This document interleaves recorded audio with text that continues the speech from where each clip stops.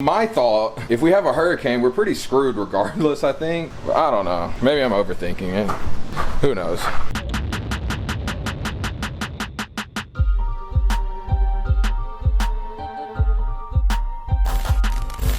What's up, guys? Welcome back to the channel. My name is Derek, aka Flippingahouse. And if you're new here, we talk real estate, financial literacy, and just how to get better.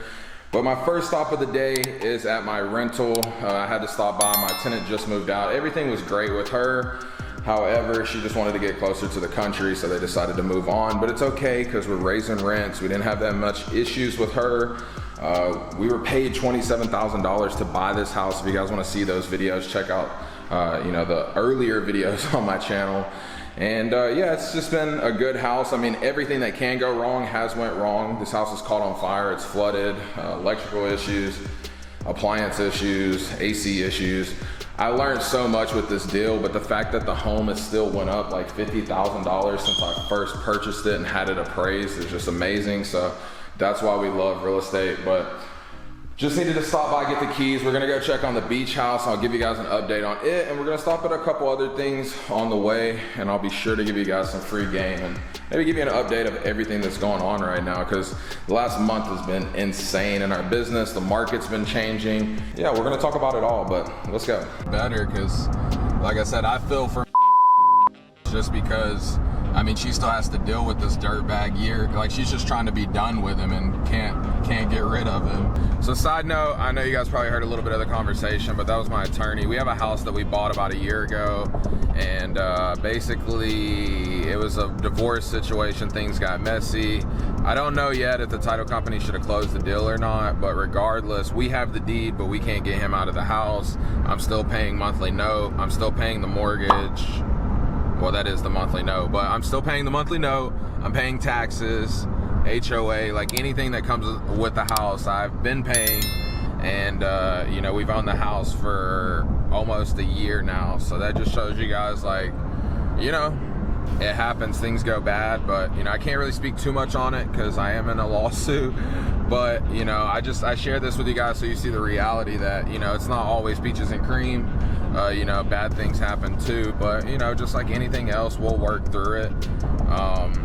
Looking back, I really wish I wouldn't have bought this house at this point, but I'm this far deep, so you just got to keep swimming. All right, guys, next stop of the day, we're at a flip. We have literally been working on this house for about a year. If you guys remember, we stopped by a couple weeks ago. We are literally, I'll do a video on this, but long story short, we got to the closing table. We contracted originally in August or September of last year. We got to the closing table. One of the sellers passed away. We had to start over. That took like 3 or 4 months to get all that cleared up. Then we had to start the process over because one of the sellers is in prison. We sent out the docs, got everything back. We were missing one document. We then sent that document out, never got it back. We sent it again. They sent it back. The jail confirmed it was sent back, but they can't confirm the address that it was sent to. So the reason I'm stopping here is to see if it's in the mail. So let's take a look.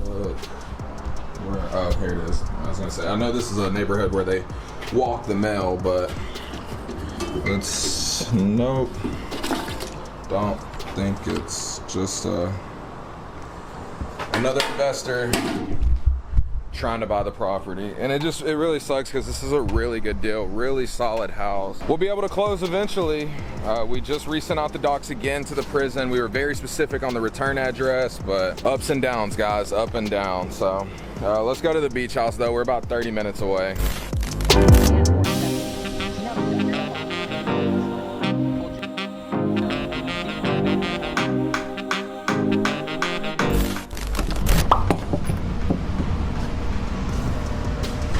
All right, guys, we are here, and I know things look very similar but also different. So far we've repainted everything. I'm actually gonna make this all black, then I'm gonna get like a neon sign and just a couple other, like an old school phone, and we're gonna have like chrome details. I'm trying to make it kind of like modern but funky. I have this bright purple couch that I bought.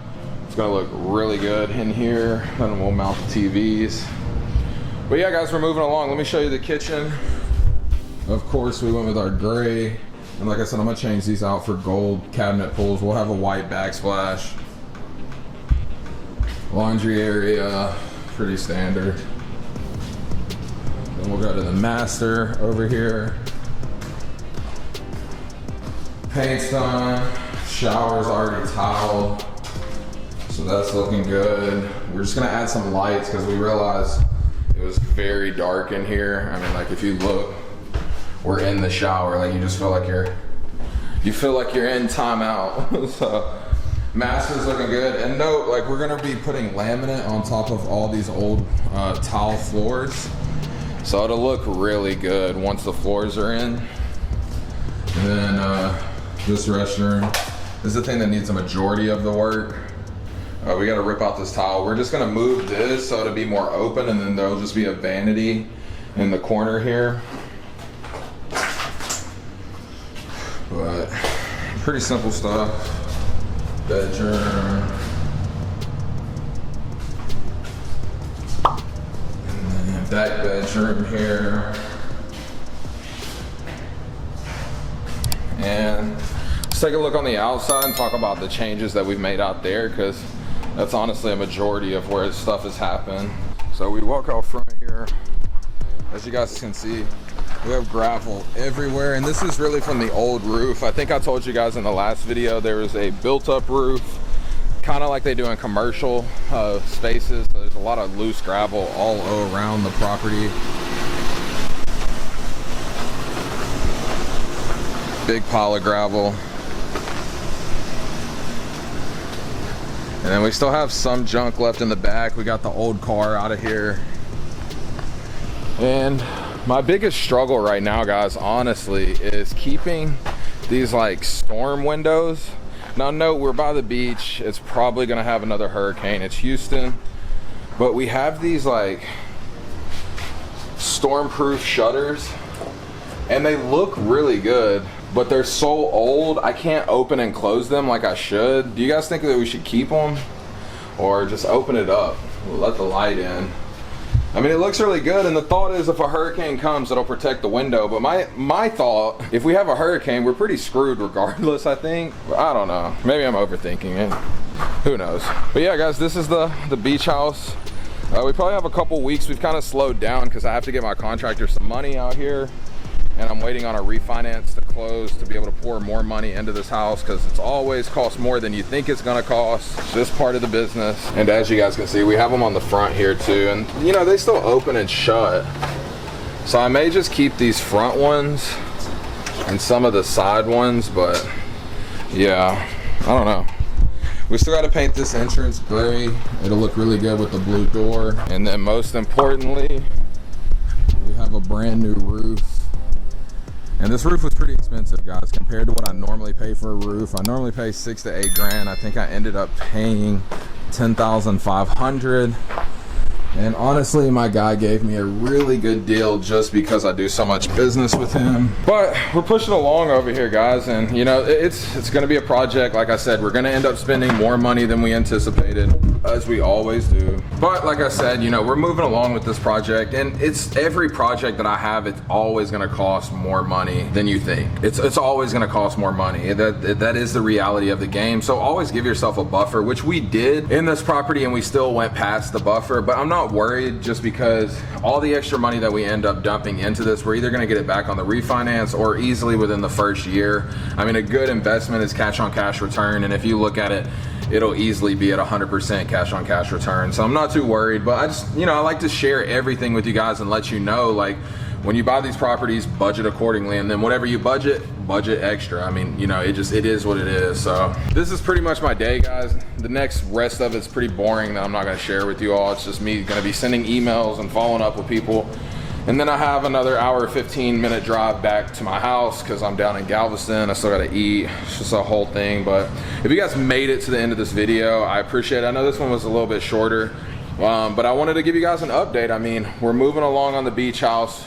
We'll be done within the next month, and then we'll get it furnished. I have probably 50% of the furniture here. I still got to buy some beds, but people are constantly hitting me up trying to sell furniture. But anyways, I really appreciate you guys hanging out with me. If you guys watch my content religiously or support, like, I genuinely thank you guys, just because that's why I do it. If you get a little piece of knowledge from me that's able to help you change your life, like, that's why I make content. That's why I do what I do. So I genuinely appreciate you. Thank you so much. Make sure you like, subscribe, make sure you're following me on Instagram and TikTok. And until next time, guys, peace.